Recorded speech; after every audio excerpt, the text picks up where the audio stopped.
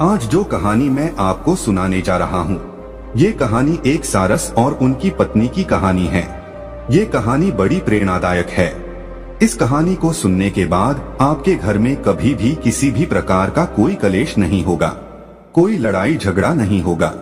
आपके घर में सदैव सुख शांति बनी रहेगी। इस कहानी को आप खुद सुने, अपने परिवार वालों को सुनाएं, अपने बच्चों को तो जरूर सुनाएं। इस कहानी को सुनने के बाद आपके बच्चे वो अच्छे संस्कार वाले होंगे। आपके बच्चे कभी भी कोई गलत ऐसा कार्य नहीं करेंगे जिनकी वजह से अपने माता पिता का सर नीचे को झुक जाए। इसलिए अपने बच्चों को इस कहानी को जरूर सुनाएं। कहानी शुरू करने से पहले जो लोग हमसे नए जुड़े हैं वो हमारे चैनल को सब्सक्राइब करें। शुरू करते हैं आज की प्यारी सी कहानी। एक पानी के तालाब के किनारे एक सारस का जोड़ा रहता था। उनका जीवन बड़ा सुखमय था। वो दिन भर पानी में अपना पेट भरते, अपना भोजन खाते, उसके बाद पानी के किनारे पर वहीं पे बैठ जाते। कहीं दूर जाने की जरूरत नहीं थी। इसी तरीके से उनकी दिनचर्या चल रही थी। उनका जीवन व्यतीत हो रहा था। कुछ दिन को बाद में सारस की पत्नी गर्भवती हो जाती है और जब वो गर्भवती होती है तो वो अपने पति से कहती है कि पिया जी, अब हमें यहाँ से कहीं दूर चलना चाहिए। हमें किसी ऐसी स्थान की तलाश कर दीजिए जहाँ पर हम सुकून से रह सके और लंबे समय तक रह सके, क्योंकि आज के बाद सिर्फ आप ही भोजन लेके आओगे। मैं सिर्फ अपने अंडों पे बैठूंगी। आप हमें और हमारे बच्चों को भोजन लाके देंगे, तभी हम भोजन खा पाएंगे। तो हमें ऐसे स्थान की जरूरत है जहाँ पे हमें भरपेट भोजन मिले, पौष्टिक भोजन मिले। तो सारस अपनी पत्नी से कहता है कि प्रिय, इस तालाब के अंदर भी बहुत सारा भोजन है जो हमसे कभी भी खत्म नहीं होगा, इसलिए आप निश्चिंत रहें, आप चिंता न करें। वो सारस अपनी पत्नी को ये बातें कहता है कि तुम चिंता मत करो, तुम शांति से रहो। कुछ दिन निकलने के बाद उस सारस की पत्नी अंडों को जन्म देती है। जब वो सारस की पत्नी अंडे देती है, अंडे देने के बाद वो सिर्फ अंडों पे बैठ जाती है और अब अंडों पे बैठी बैठी अपने पति पे हुक्म चलाती है। अब उसको जभी भी भूख लगती अपने पति से कहती और बड़े रौब से वो कहती कि जाइए हमारे लिए और भोजन लेके आइए। अब उसका पति तालाब के अंदर जाता और मछलियां वगैरह ढूंढ के अपनी पत्नी को लाके देता। अब उस सारस की पत्नी जैसे ही उसका पति भोजन लाके देता, वो तुरंत खा जाती और फिर से अपने पति को हुक्म देती कि अभी मेरा पेट नहीं भरा है, इसलिए आप और भोजन लेके आओ। तो उनका पति फिर से जाता और फिर से ढूंढ करके अपनी पत्नी के लिए वो भोजन ले गया था। अब वो जैसी लाके देता, तुरंत उसकी पत्नी खा जाती और फिर से अपने पति को हुक्म करती कि जाओ फिर से भोजन लेके आओ, अभी मैं बहुत भूखी हूँ। अब उस सारस को अपना पेट भरने के लिए भी भोजन नहीं था, क्योंकि वो जितना भोजन ढूंढता उतना ही अपनी पत्नी के लिए ले जाता, खुद नहीं खाता, अपनी पत्नी को ले जाके खिलाता। लेकिन उसकी पत्नी दिन भर भोजन करती, उसके बाद भी उसका पेट नहीं भरता। जैसे ही उसका पति भोजन लेकर आता, तुरंत उसको दूसरा ऑर्डर कर देती। वो कहती कि तुरंत जाओ और भोजन लेके आओ। अब उसका पति दिन भर इसी काम में लगा रहता, पानी में जाता, पानी से भोजन ढूंढता और अपनी पत्नी को लाके देता। उसकी पत्नी तुरंत खा जाती, फिर ऑर्डर कर देती कि और लेके आओ, अभी मैं बहुत भूखी हूँ। तो फिर पानी में जाता और फिर से डुबकी लगा करके वो भोजन ढूंढता और फिर से लाकर अपनी पत्नी को देता। तब उसकी पत्नी फिर से खा जाती और फिर से ऑर्डर देती। ये सिलसिला कुछ दिनों तक लगातार चलता है। अब धीरे धीरे सारस बड़ा परेशान हो जाता है, धीरे धीरे सूखने लगता है, क्योंकि वो खुद वो भोजन नहीं खाता था। वो सीधा जो भी भोजन उसको प्राप्त होता था, सीधा अपनी पत्नी को ले जाके देता था। उधर उसकी पत्नी वो गुस्सा इस बात का निकाल रही थी कि उसने दूसरी जगह जाने के लिए अपने पति से कहा था, लेकिन उसने अपनी पत्नी की बात को नहीं माना था। उसने यही कहा था कि हम यहाँ पे रहकर भी हमारे बच्चों का पालन पोषण कर सकते हैं। इस तालाब में भी बहुत सारा भोजन है जो हमारे लिए पर्याप्त है। यह बात अपनी पत्नी से कहकर अपनी पत्नी को उसी तालाब में रोके रखा। इसीलिए अब उसकी पत्नी अपने पति को परेशान करने में, टॉर्चर करने में कोई कसर नहीं छोड़ती है। जब उसकी पत्नी अपने पति को टॉर्चर कर रही थी तो कुछ दिन निकल जाते हैं। कुछ दिन के बाद में सारस बड़ा परेशान हो जाता है। सोचने लगता है कि अब मैं करूँ तो ऐसा क्या करूँ। मैं दिन भर इतना सारा भोजन इकट्ठा करता हूँ, इतना सारा भोजन ढूंढता हूँ और सीधा अपनी पत्नी को ले जाके देता हूँ। वो सारे भोजन को खा जाती है। उसके बाद भी उसका पेट नहीं भरता। वो जैसी भोजन ग्रहण करती है तुरंत मुझे दूसरा ऑर्डर देती है।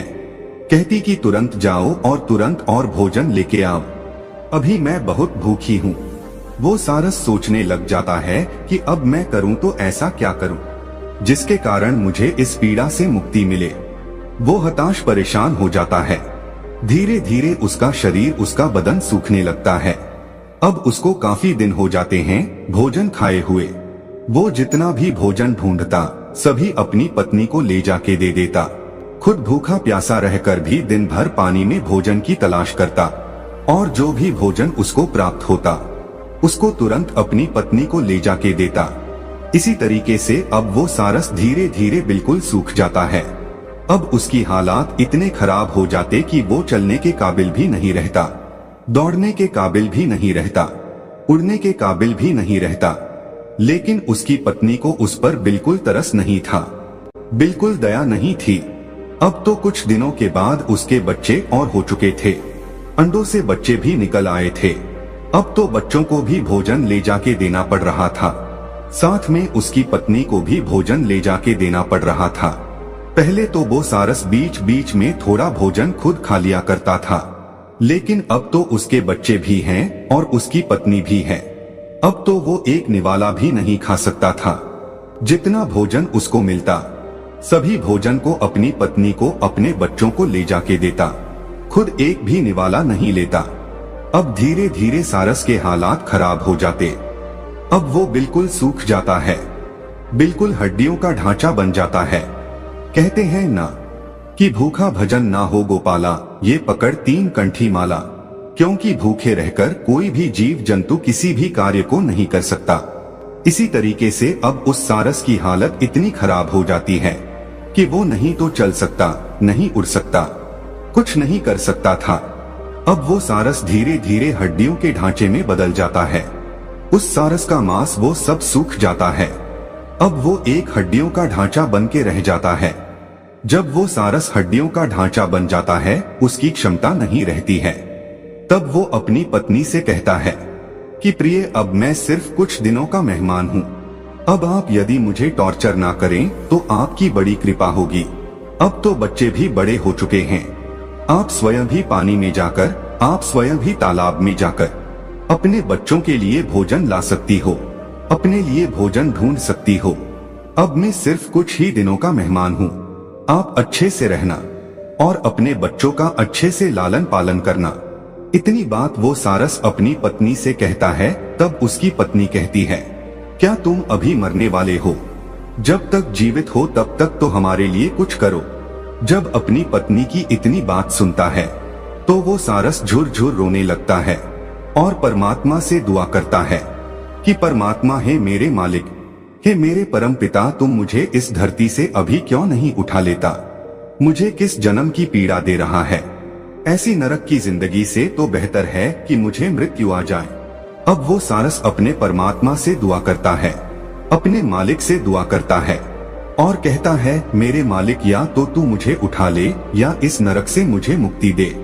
इतनी बात कहने के बाद अब वो सारस अपनी पत्नी से बात करना बंद कर देता है और मौन हो जाता है और ईश्वर का ध्यान करने बैठ जाता है। ईश्वर का ध्यान करते हुए कुछ समय उसको निकल जाता है।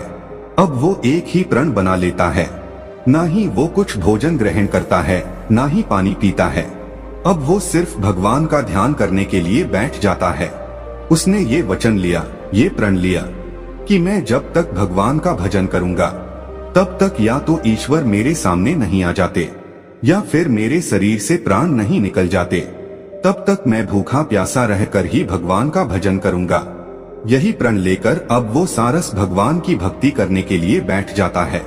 उधर उस सारस की पत्नी अपने बच्चों को लेकर और अपने पति को ऐसी दुख पीड़ा की हालत में, ऐसी नाजुक हालत में छोड़कर उस तालाब से चली जाती है। और अपने पति को ऐसे संकट में जूझता हुआ छोड़कर निकल जाती है। अब सारस भगवान की भक्ति करता है। कुछ समय निकलने के बाद उसकी भक्ति से श्री हरि विष्णु प्रसन्न होते हैं। श्री हरि विष्णु उस सारस के समक्ष जाकर प्रकट होते हैं और उस सारस को वरदान देते हैं और कहते कि मांगो, तुम्हें क्या मांगना है। जब सारस श्री हरि विष्णु से कहता है कि प्रभु मुझे मेरी पत्नी का साथ दे दीजिए, वो सारस तब भी यही मांगता है। उसको और कुछ सूझता ही नहीं है। वो सिर्फ यही मांग पाता है कि मुझे मेरी पत्नी का साथ दे दीजिए।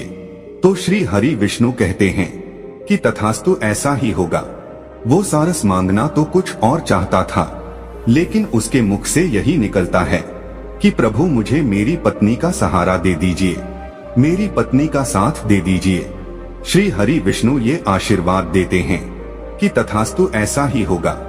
अब वो सारस अपनी पत्नी का सानिध्य पाता है। फिर से उसकी पत्नी उसको मिल जाती है। श्रीहरि विष्णु की कृपा से उसके बच्चे और उसकी पत्नी उसको फिर से मिल जाती है और वो अपनी पत्नी के साथ दुख पीड़ा झेलता हुआ अपना जीवन व्यतीत करता है। और एक दिन ऐसा आता है कि वो सारस मृत्यु को प्राप्त हो जाता है। दोस्तों, आज भी सारस जो है, अंडे देने के बाद कभी भी भोजन लेने के लिए नहीं जाती। वो सिर्फ अंडों पर बैठी रहती है, हमेशा 24 घंटे। उसका पति ही उसको भोजन लाके देता है और जब उसके अंडों से बच्चे निकलते हैं, तब भी उस सारस का पति अपनी पत्नी को और अपने बच्चों को पानी से भोजन ढूंढ के लाता है और अपनी पत्नी को अपने बच्चों को भोजन खिलाता है। वो तब तक खिलाता है जब तक सारस के बच्चे खुद भोजन ढूंढने और खुद पानी में उतरने के काबिल नहीं हो जाते। तब तक सारस अपनी पत्नी को और अपने बच्चों को स्वयं भोजन लाके खिलाता है, क्योंकि ये श्री हरि विष्णु के एक आशीर्वाद के कारण हुआ है। उस वक्त यदि वो सारस कुछ और मांग लेता तो हो सकता है वो अपने बच्चों का, अपनी पत्नी का लालन पालन नहीं करता, लेकिन उसने श्री हरि विष्णु से यही मांगा कि प्रभु मुझे मेरी पत्नी का साथ चाहिए। तो भगवान ने उनको ये आशीर्वाद दे दिया कि तथास्तु, ऐसा ही होगा। उसके बाद से सारस कभी भी आपको अकेली नहीं मिलेगी, वो हमेशा जोड़े में मिलेगी। जहाँ भी आपको नजर आएगी वो जोड़े में नजर आएगी। अकेली सारस आपको कहीं पे भी ढूंढने को नहीं मिलेगी। दोनों पति पत्नी का जोड़ा आपको हमेशा नजर आएगा। और जब वो अंडे देती है तो खुद अंडों पे बैठ जाती है और सारस अपनी पत्नी के लिए भोजन ढूंढ के लाता है और खिलाता है। इसी तरीके से उनका जीवन व्यतीत होता है। दोस्तों, ये कहानी अब समाप्त होती है। तो दोस्तों, यह कहानी आपको कैसी लगी हमें कमेंट सेक्शन में जरूर बताना और अच्छी लगी हो तो इस चैनल को सब्सक्राइब जरूर कर लेना।